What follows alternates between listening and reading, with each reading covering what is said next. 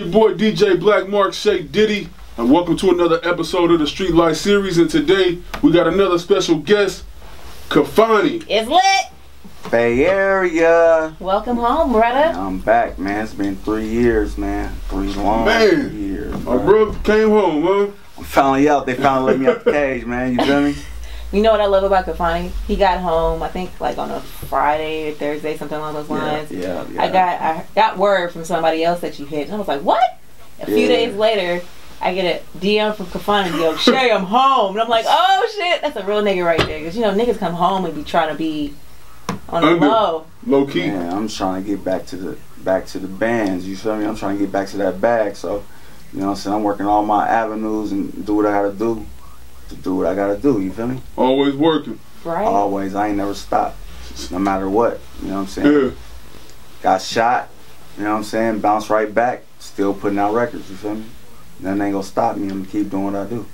No, I love it. That was the craziest part for me. If you don't mind me asking, why exactly did you go to jail for 3 years?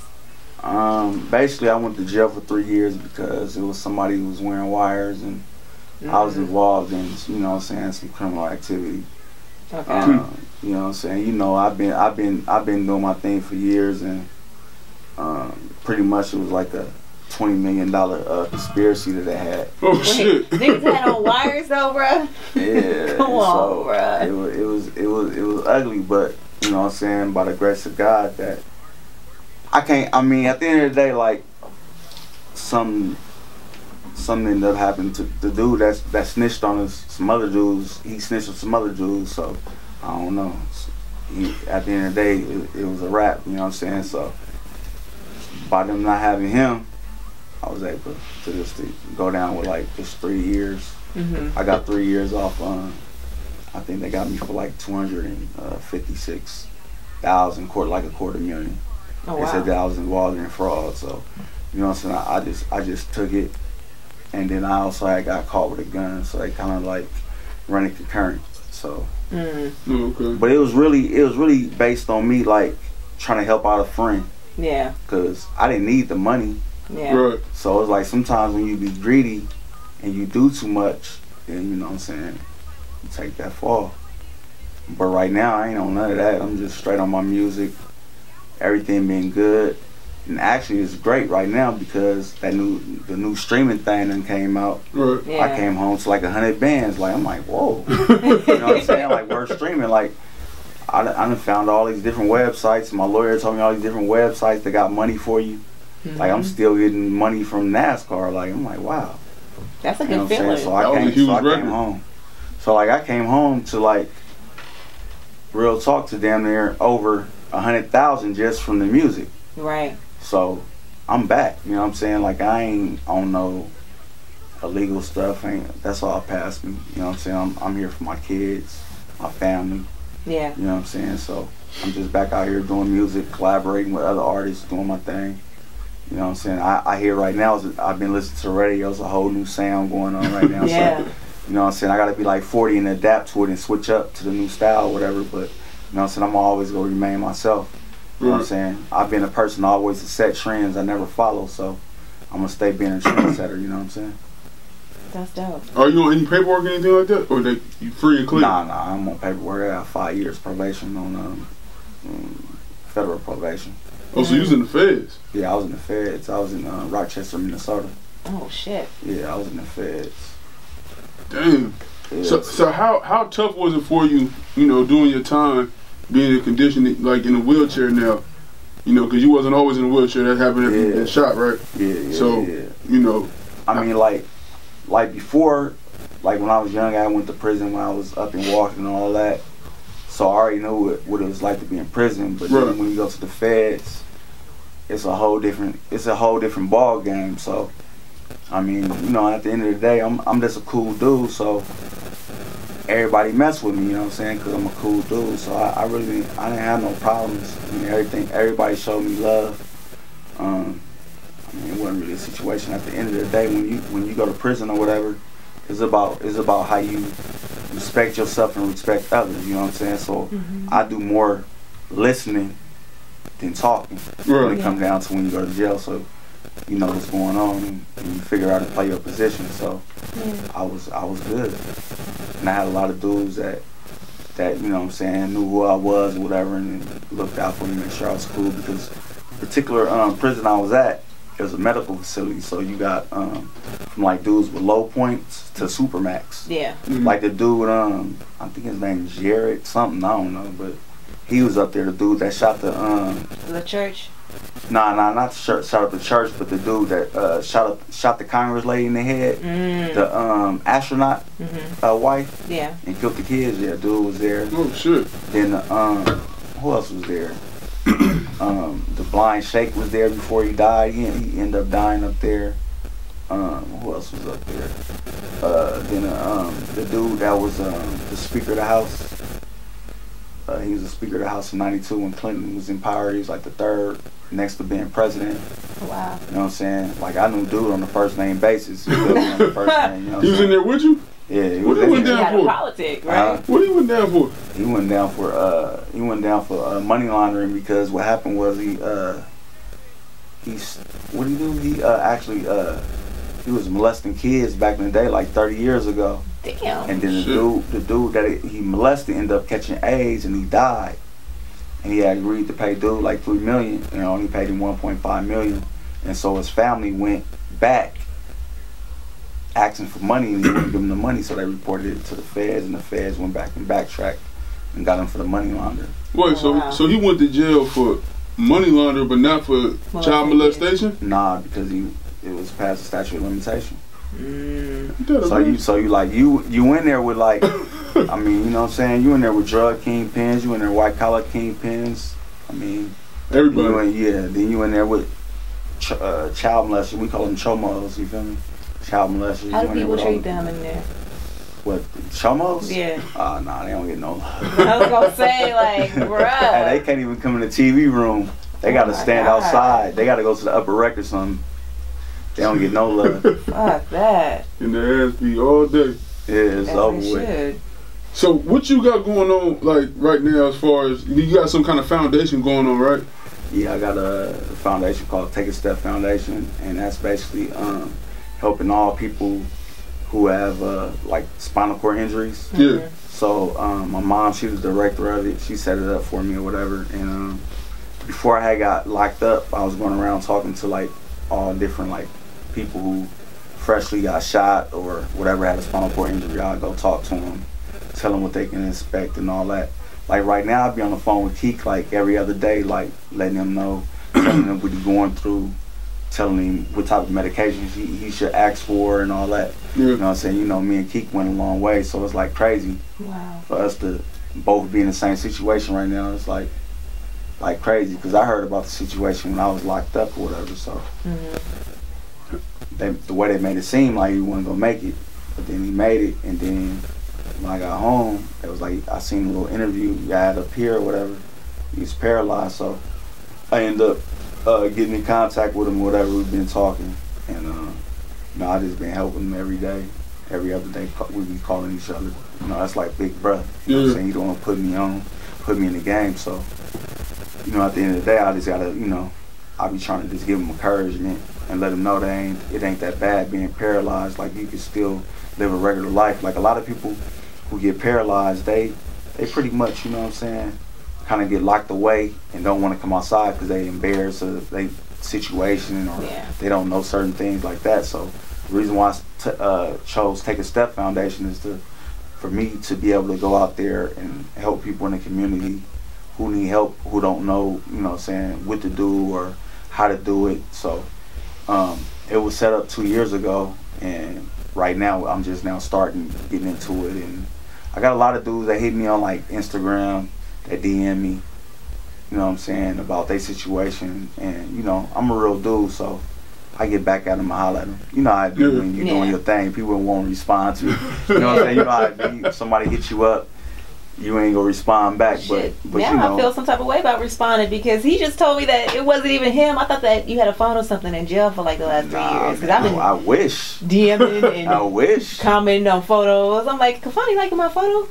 Like, for real? I thought that was him the whole time. Now you just told me it wasn't him. Actually, a lot of people didn't even know I was in jail. Yeah, that's true. That's true. Yeah. A lot of people didn't know that. Yeah, it's like, he just ain't putting out no music, like, but nah, I was locked up. If I was still out, I put out a record a week. You know, every 2 weeks. I think it was because people, you know, since you got shot, people thought you was probably just falling back. Nah, I ain't gonna never fall back. Getting shot was just a situation that happened. You know what I'm saying? At the end of the day, I'm gonna keep doing what I do, keep setting trends, and keep on doing me. So, you know what I'm saying? I'm in the studio like every other day. Like I got like 10 records already ready to drop and shooting videos. You know what I'm saying? I got a video for the new joint I got with me and Mess. We got that little joint coming out called Real. I got my brother up over here, Smurf Hicks, he on the record with me. Wow. You know what I'm saying? We finna shoot the video on Friday. We shooting a real video for, you know what I'm saying, BET Jams and all that, Revolt, all the different channels or whatever, and blog sites. So I'll make sure y'all get a copy of it. You know what I'm saying? You know what I'm saying? Y'all put it up there or whatever. But I'm basically, you know what I'm saying, back doing real music and doing my thing. I just seem like it's a whole nother thing with the whole situation with the streaming. So it's like you just need to just pretty much drop records because nobody really buying records, but they listen to the records. But to me, it's better because instead of somebody spending 99 cents buying your record, right, that one particular person might play your shit for like a whole hour. You know what I'm saying? Like a 1,000 times. You know? So it's like you getting paid for every song. Right. So when I went and checked my royalties and seen the amount of money I made off them doing it like that, I'm like, oh, okay, I'm with this. I'm finna drop one every week. Fuck an album, just put out records. Just putting them out. That's when social media following and all of that comes into play because you got more followers and you dropping records. That's more people getting exposure to your shit. Exactly. So right now I'm just, like I said, I have to kind of like start all over with the social media, but at the end of the day, like a little bootleg video, like me and Mess, we was in the studio talk, you know what I'm saying, we shot that, we finna drop that probably in the next few days. Again, like I said, we shooting the video on Friday at an undisclosed location right now, but you know, I'll let certain people know what's going on, hit me, you know what I'm saying, hit me at, you know what I'm saying, on Instagram at Kafani, and you know, I'll let you know where we at. We need support from all you know what I'm saying, people from the Bay Area, but we finna put it on for a national look. You know what I'm saying? I ain't just, you know what I'm saying, the Bay, but you know what I'm saying, I've been doing my thing all across the United States, so I just don't stay in the Bay. And so I'm gonna continue working that way, rocking that way, doing stuff across the country and not just focusing on the Bay. You know what I'm saying? Where I'm from, you know what I'm saying, is the Bay, but I wanna be able to, you know what I'm saying, push the movement outside of the Bay. Right. So are you moving different now? Like you just said, you know, your video shoot gonna be pretty much closed, like undisclosed location. Yeah. Like, is that because of what happened? Nah. It ain't like that. I mean, when the day the video comes, I'll let everybody know. I'm not really worried about the situation that happened. You know what I'm saying?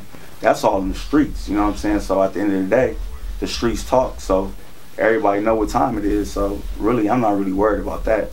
Right. But I'm just asking, like, are you moving different now because of what happened? You get what I'm saying? Not like. Yeah. I just make sure at the same time that I got a hired gun with me. You feel me? So I make sure I got some type of security with me. Right. You know what I'm saying? But the particular night that I did get shot, you know what I'm saying, my dudes that had the heat on them, they was down the street. I happened just to pretty much walk down the street. I happened to drive down the street, and I wasn't even tripping about the situation. I happened just to hop out the car, and we just started filming. And then, you know what I'm saying, the cat started creeping, but I didn't see it till it's too late. And then pretty much, you know what I'm saying, dude walked up on me. We had a conversation. I felt he had a gun on him, but at the same time, as being a man, I'm not finna run from him. You know what I'm saying? It is what it is. So, you know what I'm saying, I could have ran, you know what I'm saying, and I don't know, I might not be in this chair, but at the same time, as a man, I stood my ground. Yeah. You know what I'm saying? So at the end of the day, you know what I'm saying, pretty much dude shot me for no reason, really. You know what I'm saying? It really wasn't it really wasn't that serious of a situation that was going on. So, right. you know what it is, the street talk. And then I was on the blog sites and they was saying something about these other cats. I ain't gonna say the name on the radio, but they was trying to say that I told on somebody. I'm like, man, I'm like in Minnesota, so like, where I got the place to tell on somebody, you know what I'm saying? Right. Like, come on, that's a throw off. You know what I'm saying? The person they had in the blog sites said that shot me wasn't the person that shot me. That's all made up. But you know how that be, you know what I'm saying? People want to throw stuff out there to try to throw you off or whatever. So. Oh, somebody's admitted to shooting. Yeah, that person didn't shoot me, bro. Right, it was fake, but somebody came out and was like, I'm the one that did it. Yeah, but he didn't do it. Why would that? What kind of shit is that? Man, that's that motherfuckers be trying to get shine for you any way possible. Dude already facing what he facing. Right. You feel me?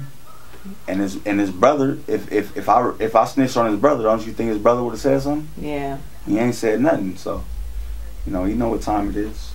You know what I'm saying? We all know what time it is. So if I supposedly had snitched on him, then don't you think his brother would have spoke on it? I ain't saying no. I ain't speaking no names. Right. You know what I'm saying? We'll keep it how it is. Everybody know what time it is. So you know what I'm saying? I wasn't the person that shot me. You know what I'm saying? The streets know what it is. But at the end of the day, you know, we got these internet clowns and they want to talk, do what they do.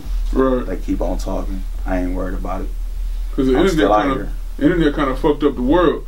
You know what I'm saying? Especially social media shit. Like, exactly. It's crazy. I mean, at the end of the day, you know what? You really can't worry about social media. You can't worry about what they talking about. Like, I done found myself like coming home and like entertaining it. Like me responding back to people. Right. And they screenshotting and putting it up like dude said something back. So I gotta, you know what I'm saying, I gotta hold my tongue on certain situations based on the fact that it don't even matter, you feel me? Everybody will have their opinion on what they got.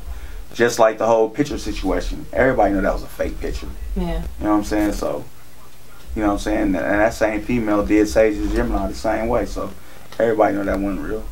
So, you know what I'm saying? I ain't gonna speak on names and promote nobody or do none of that.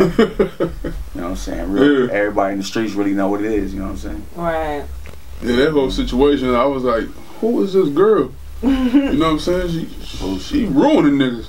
Trying to. She ain't ruining nothing. I'm still. Well, not you, but, you know, just period. Just so she trying to, like you said, she trying to ruin niggas. I'm like, damn, what's That's the craziest shit, though. Like, I mean, social media has its purpose, and you have people who live it, and you have people who use it. You know, I feel like niggas who use it are people who capitalize and make money from this shit, and then sign off and be like, whatever, bitch. I will say, though, that even though sometimes you got time. Like, I had to clap back at somebody last night. What?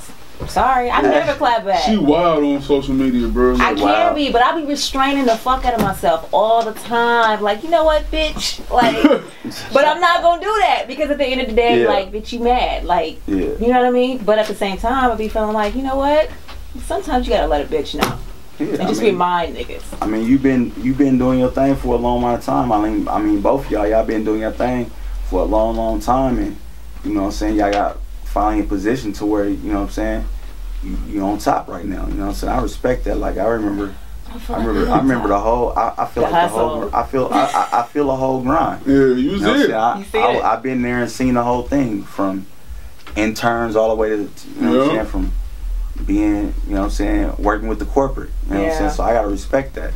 But at the same time, everybody around here, you know, remain the same and being y'all. You know what I'm saying? Like, I can remember Shay coming to my party. You came to my party, I think I had with Ray J. And you first got your little promotions, let me know, like, I got my promotion, I'm really in there. I'm like, man, that's a good thing. It's good. Who was that at? I remember that party. It was a while ago, bro. I think I was here. It was about, you probably was there. I think I was there. It was about, it was right out there I shot. I was still right back out. It was right before I went to jail. And then also, you know what I'm saying, BlackMarc, you've been doing your thing for a minute. And you getting your thing, you know what I'm saying? You trying, man. You trying to figure out a way to. I mean, you doing your thing, bro. You know what I'm saying? Can't do nothing but respect it. Right on, man. You know right what I'm saying? Like, I seen everybody come up. Everybody seen me come up. So, you know what I'm saying? It's just all the family. I feel like everybody just coming up in the bay and, you know what I'm saying, taking it further. That's my whole thing. that's why I'm pushing this BayAreaCompass thing. I got this clothing line that's called BayAreaCompass. BayAreaCompass? BayAreaCompass. So it's basically about, like, from what they describe it to me, it's about somebody in the Bay that's doing their thing. You know what I'm saying? They're not really a millionaire or nothing like that, but it's about females and dudes that's hustling, getting their money. You know what I'm saying? You're a billionaire, you're doing your thing. So I'm getting behind that little movement that's starting or whatever, and you know, we'll see where that goes. So y'all starting doing like hoodies and t-shirts, or? They starting out doing I believe like hats and hoodies and t-shirts and all that type of stuff. Streetwear. Yeah, the streetwear. Nice. And so I'm just like, when they brought it to my attention, I was just like, okay, yeah, I'll be a part of that. I'm with that. You know what I'm saying? I'm all about just creating avenues for the Bay. You know what I'm saying? Because the Bay get overlooked when it comes to the industry. Always. It's always like everybody able to steal our swag and do what we do. Cause I can remember when I came out fast, like in NASCAR, I was in LA and no LA artist was on. You know what I'm saying? Like I go like for example, I did a Kappa Christmas party in LA with Glasses Malone. He was on that certified record. He was getting like probably like 125 spins a week. I was only getting probably like 10 or 15 spins a week. But then when I came out to the song NASCAR, the whole crowd went crazy. Wow. You know what I'm saying? And then when he performed, they were like just standing there. And so then I just seen the whole transformation that they stole they like pretty much took our sound, and you know what I'm saying, based on that the labels is in LA and we don't got no labels in the Bay. Right. So it's like everybody steal our sound and run with it. Right. So that's why I went down south and started doing my thing down south, messing with Big Cat Records. That's why I went down south and I started working from there.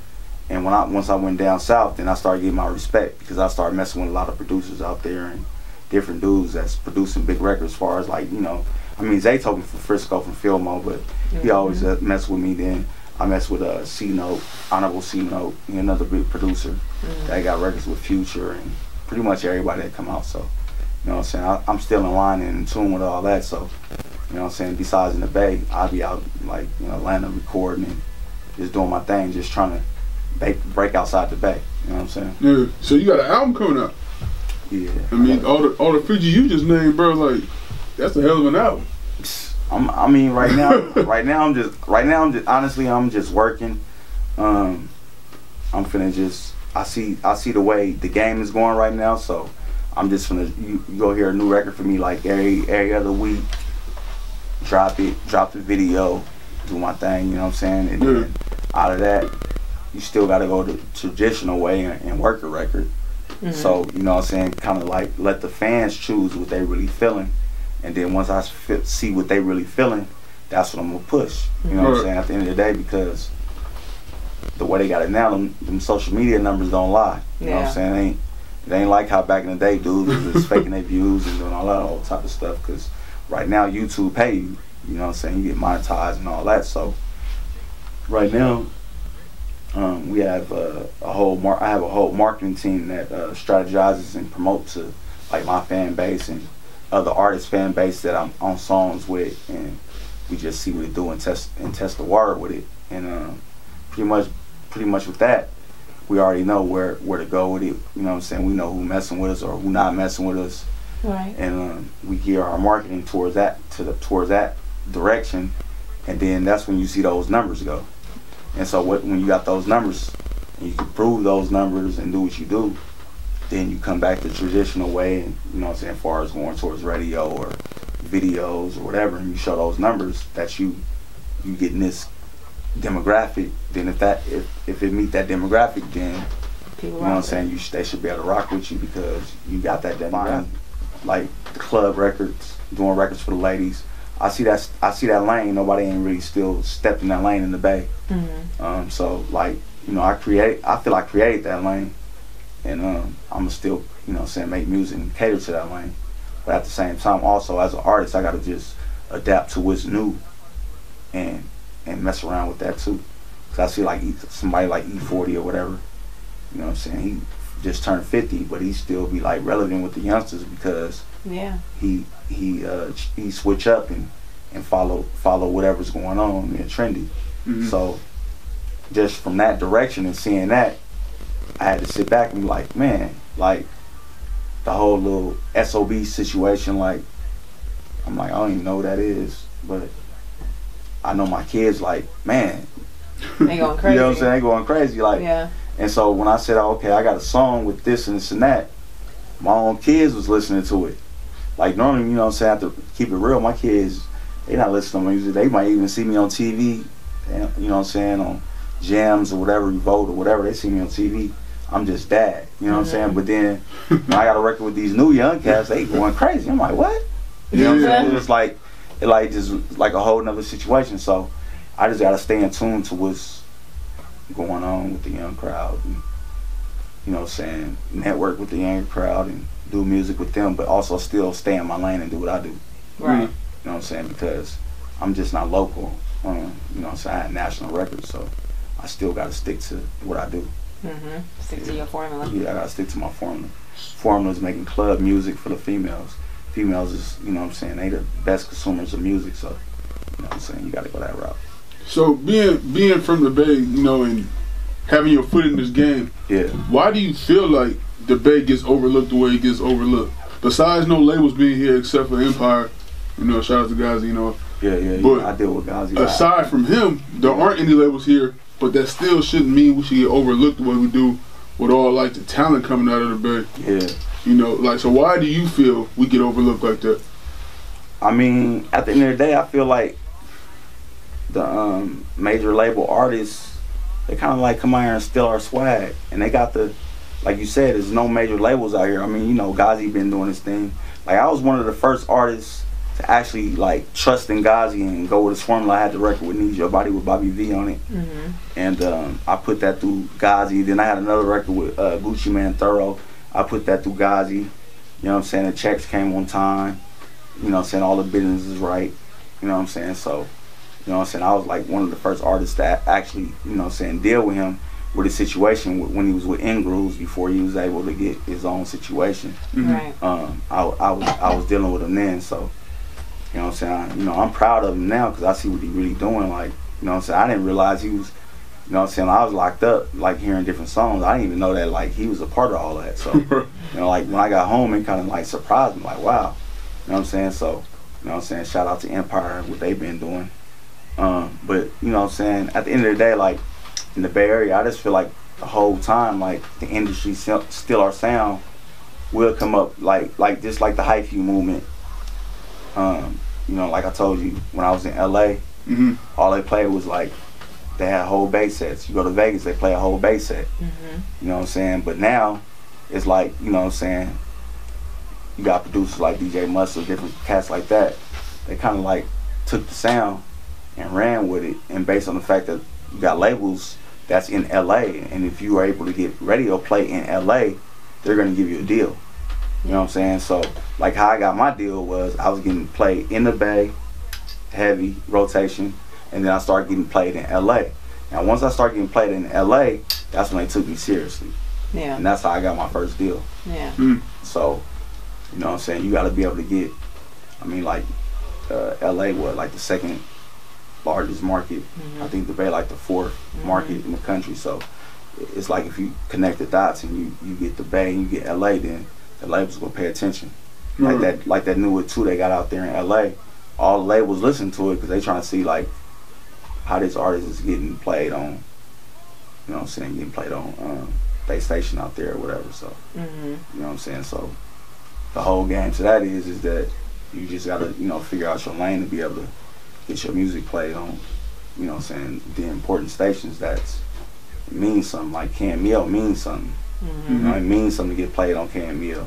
And people don't really realize that, like, the influence. Artists don't know that, like, the influence of getting played on KMEL could make you or break you. Don't say that. I'm just keeping it real. I mean, like, I ain't bad, but bro, you gonna have niggas sliding my DMs. I'm gonna be responsible for niggas' careers. Like, come on, son. You ain't responsible for nothing. Exactly. I mean, if they make a hit and Shay responsible. Hey, nigga. She ain't responsible. Come on, bro. She ain't responsible. Hit her. Don't do that. Hit her DMs. Hit her DM. Hit her But DMs. I will say that a lot of people don't. Shut up, nigga. A lot of people. That's why I don't block my shit. I don't even check my DMs. Hey, but on some real stuff though, all the records I put out, I still never even I still ain't never even asked Shay Diddy. Thank you. To play a record. You shouldn't have to ask. I don't even do none of that. I just put the record out. If it catch on, yeah, they go play it. Well, that's because you special, but everybody else got a hitter. No, you don't. No, you don't. The best ones, honestly, are ones that we gotta go to. That's true. You know what I mean? I was just playing. So, like, if you gotta bug us to play your record, bro, you're not ready. Exactly. You don't understand the game. Exactly. Yeah. I mean, but there's always, you know. I mean, you know, can't do that. I mean, that's how it used to be done. There are very few people though that can like bug us to play a record or send us the record and be like, yo, y'all need to get on this. And those are people who are established in the game, been around for a long time. People gonna know their voice, know their name. True. Gonna want to hear these new tracks. You know what I mean? Exactly. And even then, we still gotta play it and screen it to make sure that it's fit for what we doing and the sound that we doing right now. Exactly. You know what I mean? I will say shout out to Keak because he got a new one with 40 that slap. It slapped. Oh my God. Okay. His whole project was crazy, nice. Right? Like, this whole project was nice, and I wasn't expecting that. And niggas are sleeping on it. You're right. Because I'm like, on it. I mean, I was sleeping on it. Not because I didn't think he was good, just because like it's Keak. So I'm expecting, you know, what I'm hearing from Keak normally. You should remind me of like he revamped 2001 himself. Keak. You know what I'm saying? Like I'm just like, damn, Keak. Original Keak. Yeah, I'm like, exactly. Dude going crazy. Exactly, and at the same time, that's gonna give him more motivation to get himself back. Yeah. You know what I'm saying? That he getting support from the community. Like I told you, I talk to him every other day. You know what I'm saying? Giving him game about just being paralyzed. Like, you know what I'm saying? Being paralyzed, man, that like really changed your whole life. Yeah. It's like it's almost like you a newborn baby. Yeah. Once I got out the hospital, I had to learn how to take care of myself. Yeah. Now, I went to prison, like after a year being paralyzed, and I was always being baby, taken care of and all that. But I can honestly say that when I went to prison, I had to take care of myself. Yeah. There wasn't nobody to take care of me. Yeah. So I had to learn on my own. So I can't just take it as a negative experience. The negative part of it was that I didn't see my kids for 2 years because I was way in Minnesota, and I didn't feel like I should have my family come way to Minnesota to see me just for a couple days, and then they gotta leave. You know what I'm saying? So it was like once I left the Bay, like they used to come see me once a week when I was in Santa Rita. But once I got shipped all the way out there for the last 2 years, I was just like, you know what I'm saying? You know, I call y'all, you know what I'm saying? You can email, call, and do all that. And, you know what I'm saying? I just wanted to go do my time and get it out the way. So, you know what I'm saying? I got my time, I did it out the way. So, you know what I'm saying? I'm back out here doing my thing, you know what I'm saying? Like, at the end of the day, like, the new record, the first record I just dropped, like, man, they own it. Like, right now, I'm like, okay. You and Keak? Not a record with me and Mess. Oh, yeah. Touche. Yeah. Nah, me and Keak finna work too. But you know, Keak going through a situation, so I'm just there to support him, whatever. You know what I'm saying? So, you know what I'm saying, when he ready to get back in the studio doing his thing, then you know we definitely go work. But right now it's like that's big bruh, I'm little bruh. But right now I'm like big bruh because I gotta teach him. Right. Like I said, he's starting off as a newborn, like learning to deal with this situation. So that must fuck with you mentally. I said that must fuck with you mentally. Like I think eventually you'll push past it, whatever, whatnot. Yeah. But keep strong people around you. But I can't imagine what. Hey, man, I go back and look on like posts I made and like certain situations. I always said I couldn't imagine being paralyzed. And be like, man, that's the worst thing in the world. But when it happened, I was able to adapt to the situation. Yeah. And as a human being, you're able to adapt to the situation. And then when I found out that I was paralyzed, it was like a nurse. My family was told them not to let them know that I was paralyzed. And so, you know what I'm saying, some nurse, I was like, let me up so I can go to the bathroom. How to use the bathroom? Let me go to the bathroom. She's like, you ain't going nowhere, you paralyzed. I'm like, what? You know what I'm saying? And then I started paying attention, like looking at my legs, trying to move, and couldn't do nothing. Oh wow! And then at that one point in time, my left side of my shoulder, I couldn't lift it up. Yeah. It took like 3 months for me to get that function back. So it was just a hard experience, but I just got a strong mind. Yeah. You know what I'm saying? So at the end of the day, I feel I can endure anything because I dealt with that situation and then went and did 3 years in the feds. Yeah. You know what I'm saying? Dealing with that. So I feel like if I did that, I can conquer anything. And then what really made me what really made me not like trip on the situation is to know that I died. Yeah. You know what I'm saying? You know what I'm saying? Once you know you died, I was dead. I was gone for 5 minutes. You brought him back. Brought me back. Oh shit! You know what I'm saying? Like my father, he had a blood clot in his lung, and I was on the phone with his girlfriend, and he was there telling him what hospital to take him to, and all that. He was there with the paramedics, and he flatlined right there, and then they was, you know what I'm saying, give him CPR, and they didn't bring him back. That's great. That's what happened to me and my dad. I was the one trying to give him CPR. He never came back. Yeah. So I get that. And then with me, they just threw me in a car. Instead of waiting on the ambulance, they threw me in a car and drove me to Highland. Wow. And then a dude, he basically, they didn't even have clearance from the police. My boy picked me up, and my body went limp. He dropped me. Wow. Broke my jaw. Like, I got a gang of my teeth had broke. I had to get them all pulled out. You know what I'm saying? He dropped me. They put me on the gurney. Like, all my boys, like, man, he gone.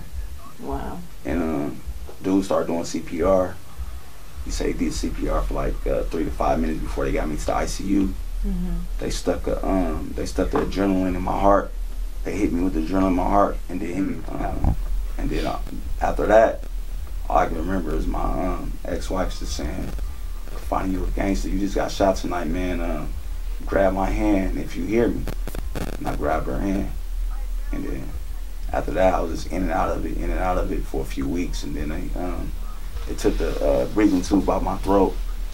When they took the breathing tube out my throat, I still couldn't breathe on my own. That's crazy. It's all like I was from the cold again. Yeah. You know what I'm saying? And I had to stick the breathing tube back down, and I was able to realize it.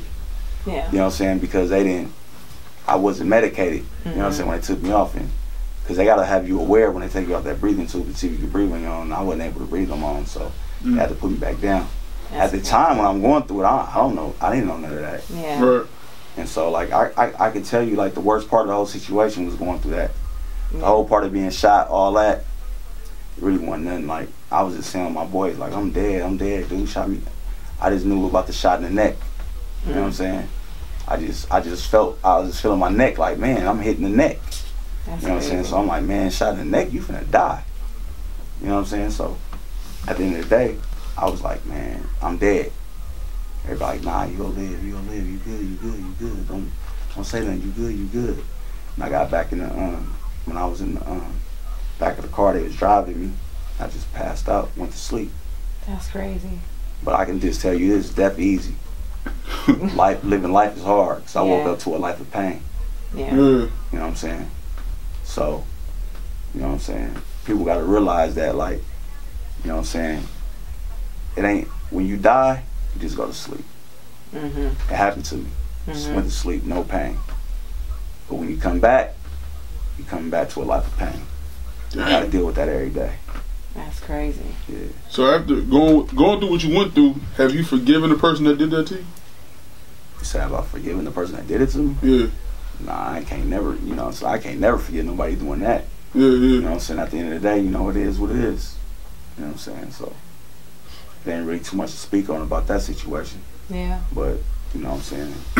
At the end of the day, I mean, you can't, I mean, somebody do try to take your life for no reason. Right. You'll be tripping. Yeah. I get you. I don't grudges for petty. I mean, I hear people say, like, you gotta forget a person. I be like, man, I don't know how. So, you know, I haven't been in that position, so I'm asking somebody, you know. Yeah. Yeah, I don't forgive nothing. But, you know what I'm saying? What happens in the streets, stay in the streets. So it is what it is. I'm just doing me. I'm outside. I ain't worried about nobody. I'm not scared of nobody. I'll go anywhere I want to go to, be where I want to go, do what I want to do. I'm not worried about the past. You know what I'm saying? So, you know what I'm saying? At the end of the day, when I walked up on the dude, he was a coward at the end of the day, because when I walked up on him, he wasn't trying to fight. Yeah. He wanted to pull a gun. So it ain't nothing to shoot somebody. Yeah. You know what I'm saying? So that's easy. Anybody can shoot somebody. So you don't get no props for that. Right. You know what I'm saying? And then, like I told you, the whole little fake pages they making up, all that is just a throw off. So who cares? I ain't worried about it. Well, I'm glad to see you home. Glad to see you back, getting back to what you do best, which is music. Exactly. Running your empire. Exactly. That's all Seriously. I'm gonna do. Well, yeah, man. Appreciate you sliding through, man. Where can they find you one more time? Right now, I just got the Instagram up. Right now, you can find me on Instagram at Kafani. You can go to Twitter. Twitter's still up at Kafani. But I really don't be on that. But I really be on. I pretty much be on Instagram. That's pretty much what I be on. I know I got the Snapchat and all that, but I don't know how to work all that.